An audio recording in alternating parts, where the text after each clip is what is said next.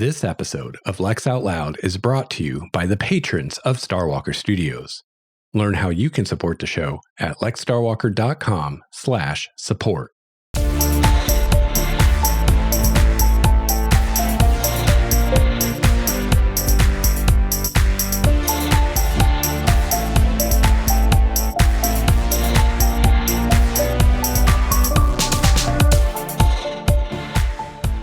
Hello and welcome to episode 29 of Lex Out Loud, Writing Science Fiction.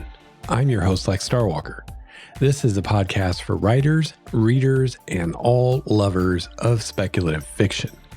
I'm writing my third novel and taking you along for the journey.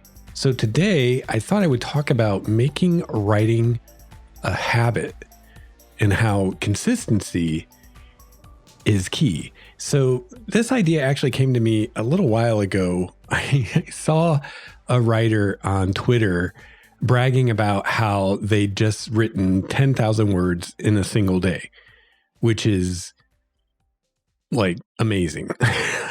That's a lot of words. My daily goal is 2,000, and that's higher than what a lot of people do. It seems like whenever I do see someone, for instance, on Twitter, who actually writes every day, saying what they do every day, it's usually 1,000 or less. So 10,000 in a day is a lot. It's unreal. But there's an asterisk here, because this person went on to say that although they did write 10,000 words in a single day, they spent 3 days leading up to that preparing for that single day of writing. So for 3 days, they didn't write any words. And then in one day, they did 10,000 words. So, I mean, it's still great and all. But if you're looking at writing as a daily thing, which you probably should if you're wanting to write a novel, then what's really more important is how many words you're writing each day, not how many words you wrote in just one particular day.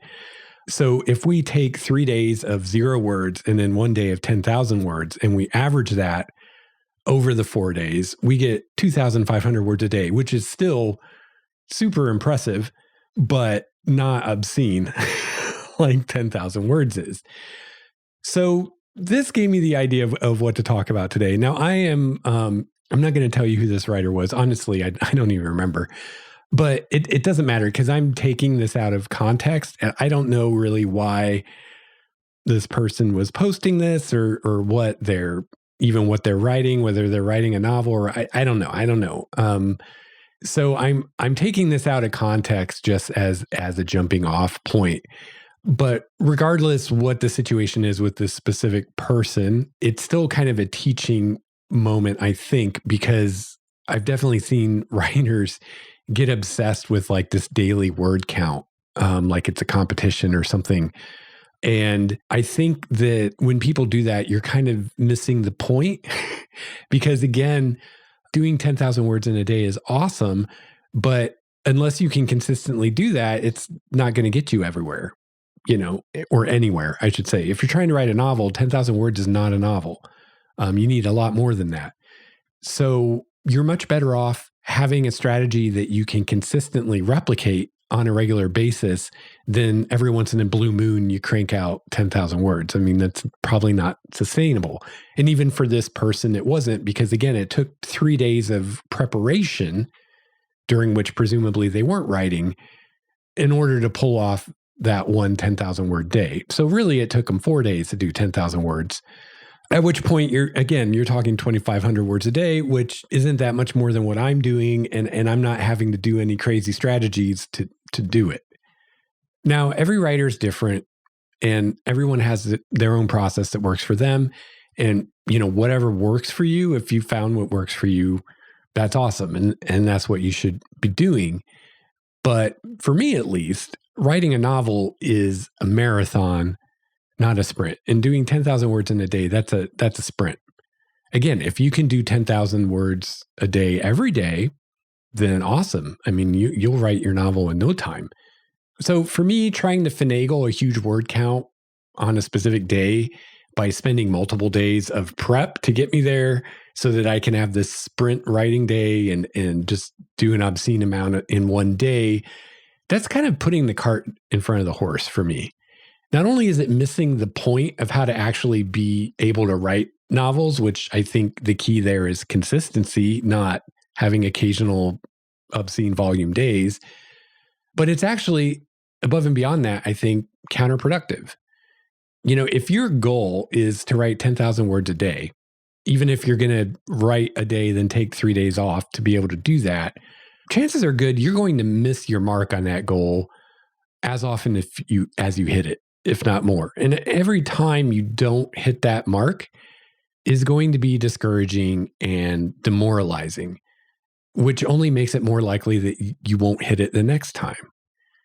So, anyone who's teaching you to learn something new, something you need to practice or whatever, whether it's, exercising or writing or whatever it is, they're going to tell you that you should set achievable goals. It's much better to set a smaller goal that you're going to hit than it is to set a more ambitious goal that you may not hit, because you can always increase the goals later. But the important thing is to hit the goals that you set so you establish a pattern of success and you are encouraged and motivated to keep going. Where if you set too high of a goal and then you don't make it, you're discouraged and less motivated to keep going. And again, this applies to anything, not just writing. So I'd be willing to bet that a writer who can consistently write 2,000 words a day or even 1,000 words a day or even 500 words a day in the long run is going to get much farther in less time than a writer who tries a method like this, where they're shooting for these huge days of 10,000 words, but then they're going to have multiple days of prep to get them to that point. I think if we had a writer using each of these strategies and compared notes after a year, that you would find that the writer that had a smaller, more achievable goal that they're hitting every single day at the end of the year is going to have a lot more to show for it than that writer who's trying to do these 10,000 word days or whatever it is. Not only will they have more words, but they'll have better words. It'll be better writing. I mean, at the end of the day, what's the point of all this? Is the point to be as productive as possible, to reach your goal, whatever your goal is? If you're writing a novel, however many words, is the goal to be as productive as possible while still doing good work? Or is the point to show off or impress other writers? Also, how clean is the copy on a 10,000 word day? How good is it? Is it on the level of what you would do in a more normally paced writing day, like 1,000 or 2,000 words? Or is it at a lower level of quality, more like what you might do on a NaNoWriMo writing day? I mean, if that's the case, you're kind of shooting yourself in the foot even more, because not only is your productivity not going to be as good in the long run, but the quality isn't as good, which means you're going to end up spending more time editing and revising than you would have if you'd written more at your own pace, whatever that is. Again, I'm not saying that this method is wrong, and I'm not saying it's wrong for this particular writer, whoever it is, but I'm saying it's wrong for me. And I'm saying that I think there are some huge flaws in the reasoning behind this, and that for a lot of writers, it's pretty much the opposite of what you want to be doing. But again, if it works for you, more power to you. But for most of us, consistency is far more important. A smaller, more manageable goal that we can reliably hit day after day after day is far more important than setting some huge goal that you can occasionally hit and then impress everyone on Twitter, but you can't replicate it day after day after day. So thinking about this, I mean, it really made me think, and it wasn't even so much what this person said that made me think. It was more my reactions to it and the thoughts it led me to. And, my initial reaction was like, whoa, this is terrible. I hope this isn't advice to other writers on what they should be doing, because this seems like setting yourself up for failure. But all these things brought to mind a principle that I've been taught numerous times in my life in different disciplines, in different areas. But I've been taught the same thing, the same principle over and over. And it's simply, if you are wanting to learn or improve a skill, you are much better off doing that thing, whatever it is, a little bit each and every day than you are if you would only occasionally do it. But then when you do it a whole lot for a marathon amount of time. So, for instance, one area that I've seen this philosophy is in music. For instance, learning a musical instrument. So, for example, if I'm learning to play bass guitar, which I am, I'll get much farther, much faster. I'll become a much better bass player much more quickly if I practice my bass guitar 5 minutes every single day than I would if I practiced it once a week for 2 hours. Now, you notice, okay, if I practice 5 minutes every single day, 7 days a week, that's 35 minutes, right? So I'm saying that you can see more progress with 35 minutes than you would with 120 minutes if you just practice 1 day a week for 2 hours. So you might be nodding your head at this because maybe you have something in your life where you've seen this same principle, because I've seen it numerous places. So I tried to make a list of everything in my life where I've seen this principle of you're better off practicing a little bit every day than having a marathon practice session once a week or so. So writing, definitely. Not only does this work better for me, but I've seen this advice given many times that you're better off writing a little a day than a lot once in a while. Playing a musical instrument, I just brought up. I'm learning bass. I've taken bass lessons. I played trumpet for decades. Took countless trumpet lessons, studied trumpet in college, had a lot of different trumpet teachers, and that was the rule. You're much better practicing 5 minutes, 10 minutes, 20 minutes every single day than you are, once a week for 2 hours. Martial arts, same exact thing. I used to take martial arts, and they told us the same thing. They wanted us to practice every day, and they would rather we practice a little every day than a lot once in a while. Working out, exercising, exact same thing. If you want to strength train or do aerobics or any kind of exercising, you get a personal trainer or whatever, they're going to tell you that you're much better off doing it on a regular basis every day than you would be if you worked out once a week, but you worked out for a really long time. Learning to fly an airplane. I used to take pilot lessons a long time ago. It's a long time ago now. But it was the same thing. You'd never dream of taking a flight lesson once a month or once a week and then eventually racking up the time and getting your license that way. No, you had to be in the cockpit, every day if possible, but definitely more than once a week, as often as possible. And like I said, you can probably think of other examples of from your own life. These are just skills that I've learned through my life. And with each of these, it was the same wisdom. A little every day is where you want to be.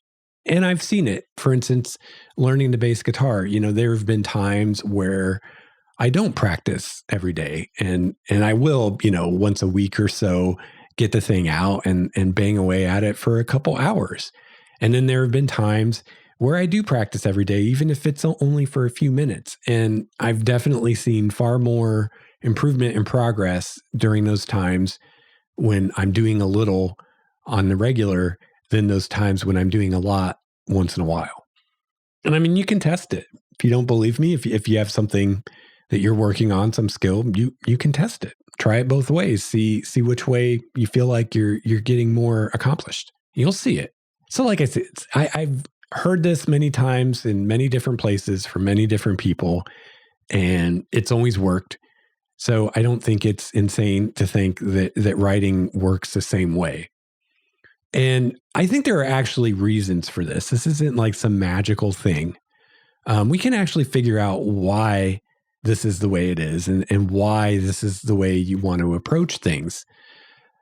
First off is just how the brain works, how, our conscious mind and our subconscious mind work, how we learn, things like that.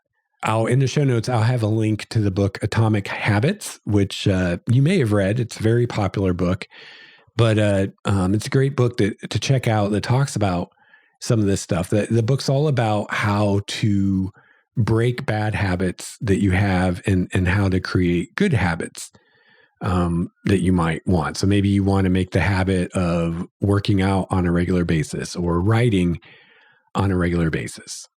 So it has really great strategies for that I highly recommend. So part of it's just how the mind works. For instance, from the writing perspective, which is really what this show is about, for instance, writing my novel, I find that it's definitely very helpful to do something with it every day. It doesn't necessarily mean I have to sit there and brute force write every day, but at least spend some time every day thinking about it and engaging with it. And the reason I think is it keeps it in your mind. And man, I wish I could remember the exact episode, but I'm pretty sure it was the podcast on Big Picture Science by the SETI Institute. And it's been a few years, but there's one episode they did about learning, and they were talking about. I believe it was a neurologist they were talking about, but they were talking about how the mind seems to work as far as the interactions between the conscious mind and the unconscious mind, and how those seem to work in the learning process, and how it seems like, you'll be working on something with your conscious mind. Like I'm working on my book, and maybe I'm thinking about the scene I'm writing and what's going to happen in that scene, and then the scene that comes next. And maybe I'm not sure what that next scene is going to be. Maybe I have some ideas, maybe I don't, but I'm not sure what that scene is going to be. And I think about it and I'm just kind of hitting a wall, right? I'm getting nowhere. And I'm like, all right, for whatever reason, I'm not coming up with the answer right now. So I'll walk away from it. Okay. So I walk away from it. I go do something else, go think about something else. And a lot of times what'll happen, and you've probably, I'm sure, seen this yourself in some area in your life, is a few hours later or a day later, or at some point when I'm not even thinking about the problem, all of a sudden the answer will come to me. And so what seems to be happening is your subconscious, the parts of your mind that we're not as consciously aware of, is still working on that problem in the background. So, you focused on it with your conscious mind, you tried to solve it, you couldn't solve it, or you didn't get a solution you were happy with, and then you forgot about it and went on to other things. But part of your brain is still working on that. It's still turning it over. And then eventually your subconscious will come up with a solution and will kick it up to your conscious mind, and you become aware of it. Now, maybe the solution won't work. That's where the conscious mind comes in, and you figure out, is this a good solution or not? And if it doesn't, then you just rinse and repeat the process. But this seems to be how creativity works. Part of it's conscious, part of it's unconscious. And even when it seems like you're not really thinking about it, part of your mind really is working on it. And that's where, these eureka moments, or, we say the muse is struck, or suddenly you get inspiration. That's where that comes from. It's not coming from a muse. It's not coming from some magical place. It's not coming from the ether. It's not telepathy or some crazy crap like that. It's coming from your own mind, but it's coming from a part of your mind that you're not completely aware of on a conscious level. So I think that's a big part of this. The other big thing is consistency, just making things habitual. And Atomic Habits talks about this. The best way, if you have a new, quote, good habit that you want to start, whether it's working out or writing or practicing the bass or piano or whatever it is, the best way to be successful to that is not, usually, and this is what I used to do, this is where I went wrong, is people think they have to be motivated, right? I have to find a way to motivate myself to do this thing, like work out. It's like, I got to get motivated to work out every day. And it's like the author says in Atomic Habits, that way lies failure. If you are going to rely on motivation to get where you want to go, that's very unreliable. You have no guarantee that on a given day or at a given time, you're going to be motivated. And if you can only do the thing like work out when you're motivated, you're setting yourself up for failure. So the answer is not to rely on motivation, because you're not always going to be motivated. The answer is to make it a habit. We all have habits. For instance, for me, I get up in the morning and one of the first things I do is make a pot of coffee. I don't have to think about it. I don't have to remind myself to make a pot of coffee. I've never forgotten to make my coffee in the morning because it's a habit. It's a part of my routine. I'm on autopilot. I just do it without even thinking about it.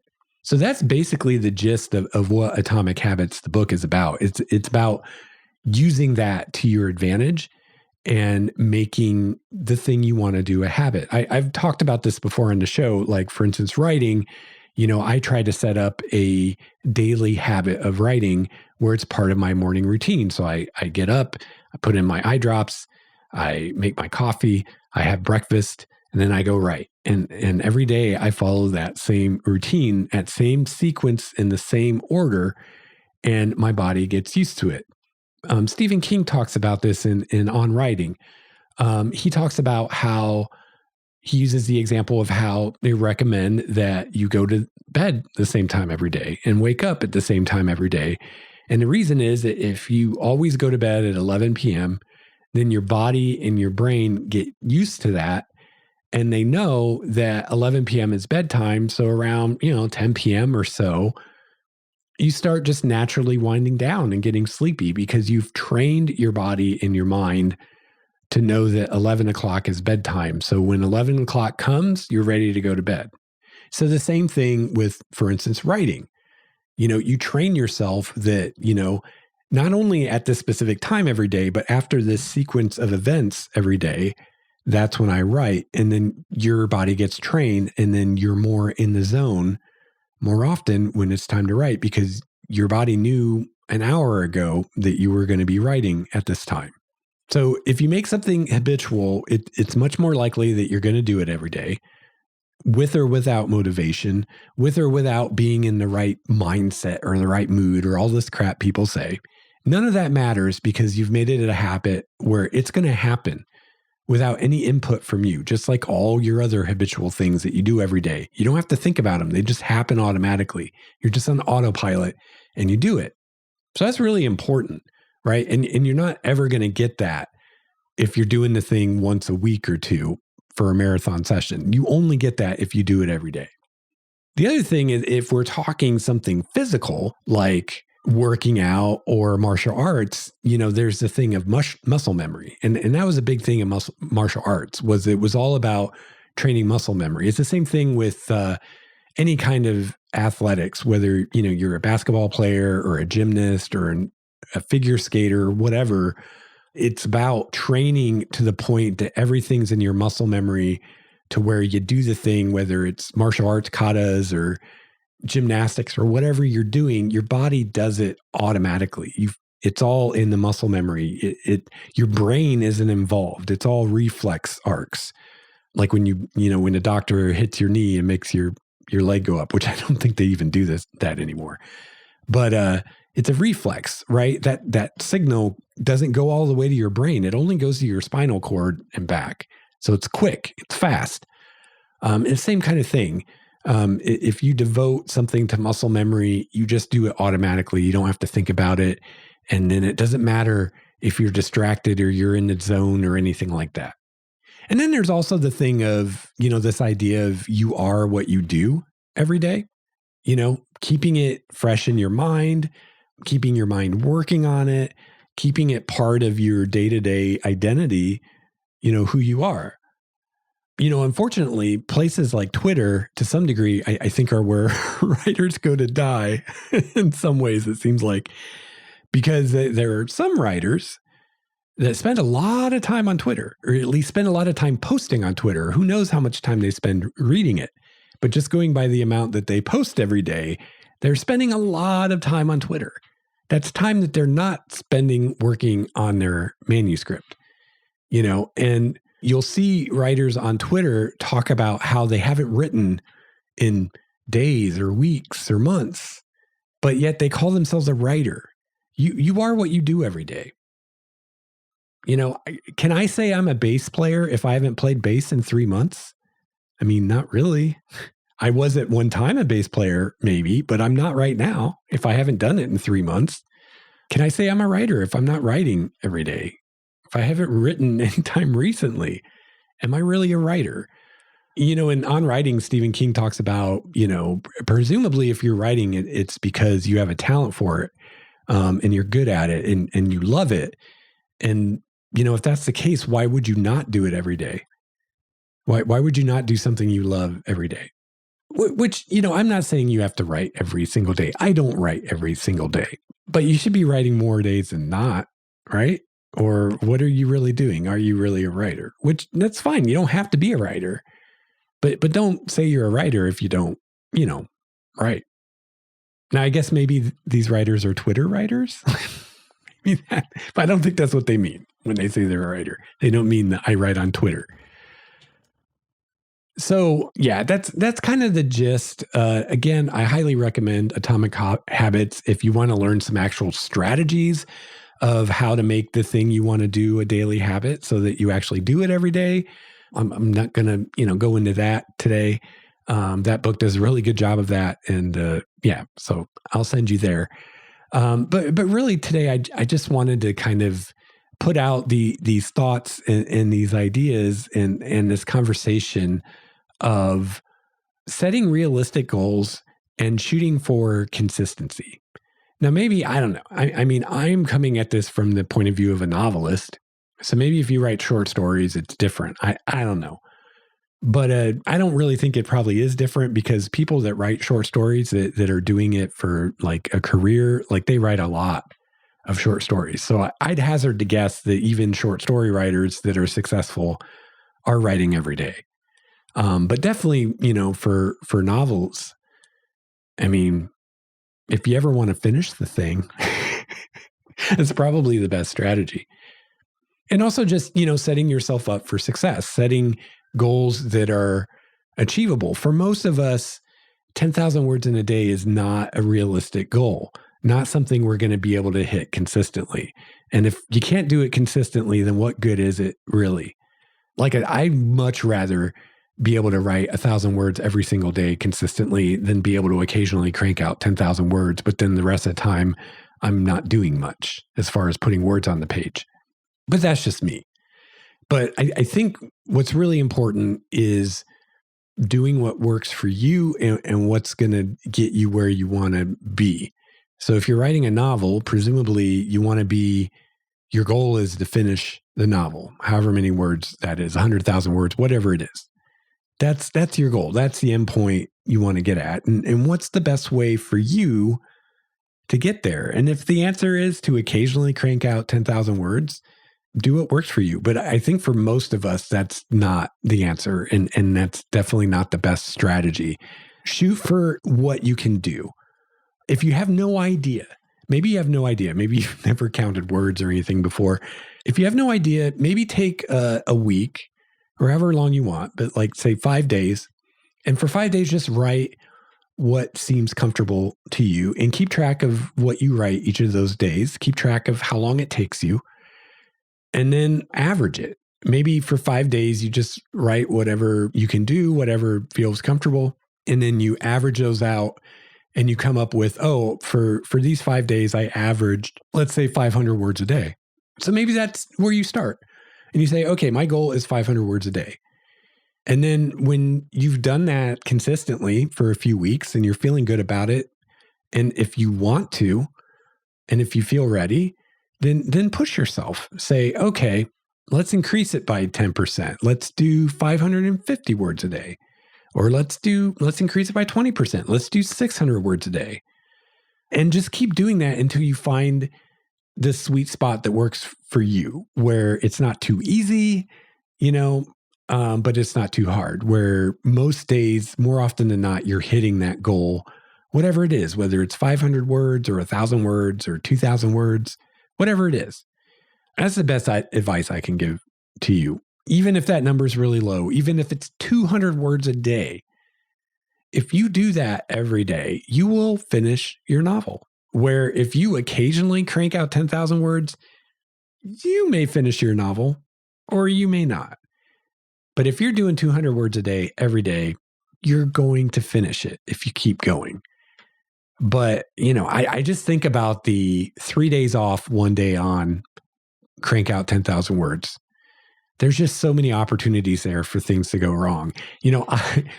I'm not a morning person. I'm much more of a night person. And if I were to look at, when do I feel the most creative? When do I feel like writing is easiest? I would write at night. I would start writing at, 10 o'clock at night or something. But I write early in the day because to me, that helps me actually get it done. If I say I'm going to write at 10 p.m., there are so many things that can go wrong between whenever I get up in the morning and 10 p.m. that could make that not happen. 10 p.m. could come along and maybe I drank too much beer today and I'm a little looped and I don't want to write.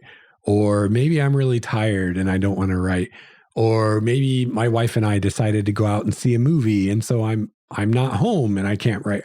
There's just so many things that can come in and interfere with that. Where if it's the first thing I do every day, there's a lot less chances for that to get interrupted or get derailed by some unforeseen thing that comes along. So even though I would probably be happier writing at night, I write during the day because I feel like that way I have a better chance of being consistent and doing it on the regular. So, with that in mind, I can't help thinking about, how many opportunities are there for something to get in the way when you're going to have 3 days where you're not writing. And also knowing that on that fourth day, you've told yourself you have to write 10,000 words, which is a lot to write. I don't know. I just feel like for me personally, I would probably more often than not end up not writing at all on the 10,000 word day because the goal is way too big. It seems insurmountable. And I've spent 3 days dreading it and 3 days not writing, not, practicing that. So I'm spending more time not writing than I am writing. So if anything is becoming a habit, not writing is the habit, not writing. Wait. That's weird without punctuation. I have a habit of not writing instead of a habit of writing. If I spend 3 days not writing and then a day writing. So yeah, it's kind of a philosophy. So again, there might be people out there with different philosophies that really work for them. But, if you're starting out or if you're trying to find something that will work, I really recommend this. And I think that it says a lot to it that we can think of so many other areas in life where this exact strategy works and where the other strategy does not work. And yeah, if you have other examples, I'd love to hear them. Maybe I could revisit this, or on the Discord, I could compile a list of examples of all the things in life, all the skills that we learn that follow this recommendation of do it a little bit every day is where you want to be. I came up with 5 or 6 myself just from my own experience, but there's a lot of things out there I've never done, never tried. I guess it's the same, like snowboarding. I'll bet if you're learning snowboarding, it's a lot better to do it every day than once in a blue moon, or water skiing, or anything really. All right. Well, I think that's it. I think I've rambled on about this enough. I think the last couple episodes were a little long, so maybe this one can be a little shorter. And I don't want to beat that dead horse too much, not any more than it needs.